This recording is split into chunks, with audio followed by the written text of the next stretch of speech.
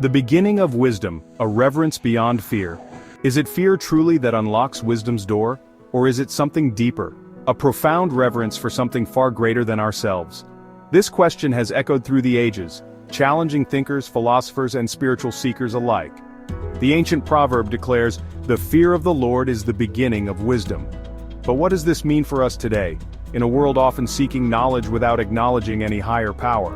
In our quest for understanding, we often overlook the essence of this fear.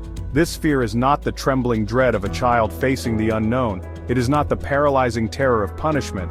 Instead, it is the awe-inspiring realization of our smallness before the immensity of creation.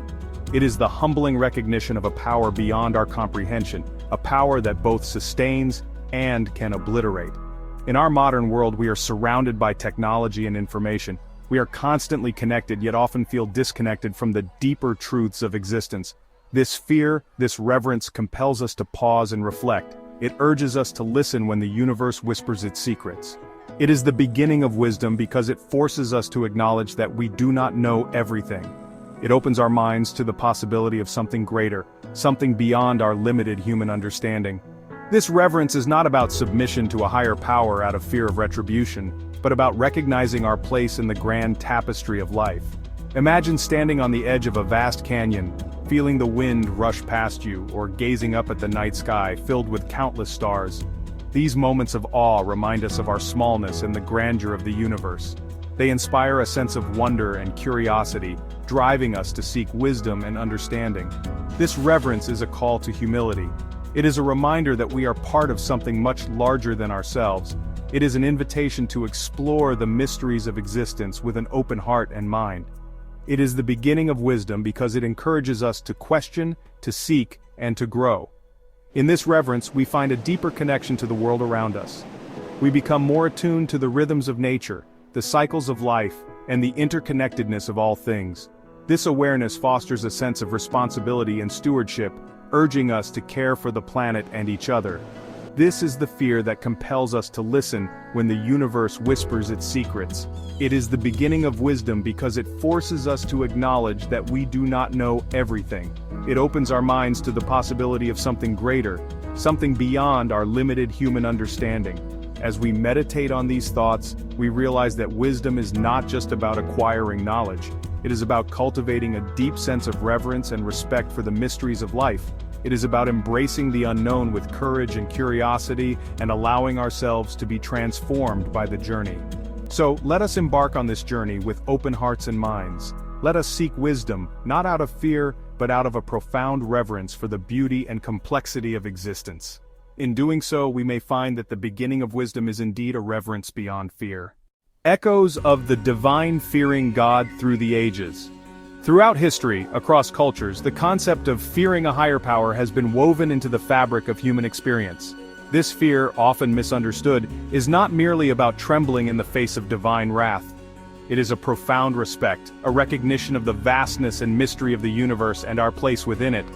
From the ancient Egyptians worshipping Ra, the sun god, to the Greeks honoring Zeus atop Mount Olympus, these deities represented more than just powerful beings. They embodied the forces of nature, the cycles of life and death, and the moral codes that governed society. Humanity has long recognized forces beyond its control. The changing seasons, the rising and setting of the sun, the storms and calm seas, all were seen as manifestations of divine will. This acknowledgement of a higher power brought a sense of order and purpose to human life. These civilizations, despite their differences, shared a common thread, a deep respect, even fear, for the divine. This fear was not about living in constant dread, but about understanding the limits of human power and knowledge. It was about humility and reverence. This reverence shaped their laws, their customs, their very understanding of the world. The laws of ancient societies were often seen as divinely inspired, meant to maintain harmony and balance. Breaking these laws was not just a social transgression, but a cosmic one. To fear God was not to live in terror, but to live in alignment with a cosmic order, to recognize that there was a greater plan, a divine script in which every individual had a role to play. This alignment brought peace and purpose. To accept one's place within a larger divine drama was to find meaning in the mundane and the extraordinary. Pilgrimages, rituals, and meditations were ways to connect with this larger reality, to feel a part of something greater than oneself. This fear, this awe, was not a sign of weakness but of wisdom. It was the recognition that true strength comes from understanding one's place in the universe and living in harmony with it. It was about embracing the unknown with a sense of wonder. It was the understanding that humanity was not the ultimate power in the universe. This realization brought a sense of humility and respect for the natural world and its mysteries. It encouraged a sense of stewardship and responsibility. It was the acceptance of a moral framework, a set of laws that governed both the heavens and the earth. These laws were seen as eternal and unchanging, providing a foundation for ethical behavior and social order. They were a guide for living a life in harmony with the divine will. Even today, the echoes of this ancient fear can be felt. Modern religious practices, though varied, still carry the essence of this reverence. People gather in places of worship, participate in rituals, and seek to understand their place in the cosmos. This fear, this respect for the divine is passed down through generations. It is taught in stories, in traditions, and in the quiet moments of reflection. It is a reminder that we are part of a larger story, one that began long before us and will continue long after. Fearing God through the ages is about more than just religion. It is about understanding our place in the world, respecting the forces that shape our lives, and living in harmony with the universe. It is a timeless wisdom that continues to guide us, even in the modern age. Beyond terror, finding wisdom in awe and humility. Fear, in its purest form, is a primal instinct. It is an ancient, deeply ingrained response that has been with us since the dawn of humanity. This instinctual fear is what kept our ancestors alive, alerting them to the presence of predators, guiding them away from danger, and ensuring their survival in a world filled with threats. It keeps us safe from danger, alerts us to threats, ensures our survival.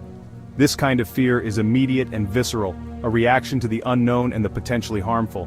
It is the reason we jump at sudden noises or feel a chill down our spine in dark, unfamiliar places. But fear of God, as the proverb suggests, transcends this basic instinct. It is not about the immediate physical threats that we can see and touch. Instead, it is a deeper, more profound kind of fear that speaks to our very souls. This fear is not about survival in the physical sense, but about the survival and flourishing of our spirit. It is a fear transformed, elevated to a profound sense of awe and humility. This transformation occurs when we recognize the vastness of the universe and our small place within it.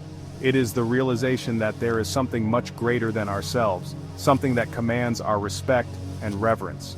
This transformation occurs when we shift our perspective, when we move beyond the immediate and the tangible, and start to contemplate the eternal and the infinite. It is in these moments of quiet reflection, when we are alone with our thoughts, that we begin to understand the true nature of this fear.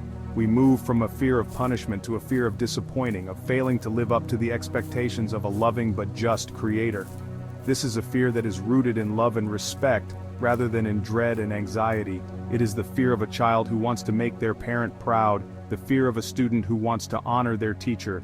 It is the fear of a child who doesn't want to disappoint their parent, the fear of a student who wants to honor their teacher. This kind of fear motivates us to be better, to strive for excellence, and to live up to the high standards that have been set for us. This fear is not about cowering in fear of retribution. It is not about living in constant anxiety, worried about making mistakes or facing punishment. Instead, it is about striving to be better, to live a life worthy of the grace we have been given. It is about recognizing our potential and working tirelessly to fulfill it. It's about striving to be better, to live a life worthy of the grace we have been given. It is about understanding that we have been given a precious gift, and that it is our responsibility to use it wisely. This kind of fear inspires us to take action, to make a positive impact on the world around us. It is this striving, this constant pursuit of alignment with a higher purpose, that leads to true wisdom. True wisdom is not just about knowledge or intelligence. It is about understanding our place in the world, recognizing the interconnectedness of all things, and living in harmony with the greater whole. It is about finding balance, embracing humility, and seeking to grow in love and compassion every day. Section 4. The Philosopher's God, Wisdom Through Reason and Revelation. Philosophers throughout history, from Socrates to Aquinas, have grappled with the divine and its relationship to wisdom. While their approaches differed, they recognized a fundamental truth. True knowledge begins with acknowledging the limits of human understanding. Socrates, through his relentless questioning, exposed the ignorance that often masquerades as knowledge. He argued that true wisdom lies in recognizing how little we truly know. This humility, this willingness to admit our limitations, is the first step towards seeking higher truths. Aquinas centuries later argued that reason and faith are not opposed but complementary. He believed that God's wisdom is revealed both through the natural world and through divine revelation. To fear God for Aquinas was to embrace both reason and faith, to seek truth wherever it may be found. Section 5, Sacred Scriptures, where fear of God illuminates the path. The fear of the Lord is the beginning of wisdom, proclaims the book of Proverbs. This verse, echoed throughout religious texts, emphasizes the profound connection between reverence for the divine and the pursuit of knowledge. In the Bible, the fear of God is not presented as an obstacle to be overcome, but as a guiding principle, a moral compass. It is the foundation upon which righteousness and justice are built. It is the fear of God that inspires acts of compassion, kindness, and love. The Quran similarly emphasizes the importance of fearing God, referring to it as taqwa. Taqwa encompasses both awe and consciousness of God, driving believers to live a life of piety and righteousness. It is through this submission to a higher power, this constant awareness of our actions, that wisdom is cultivated.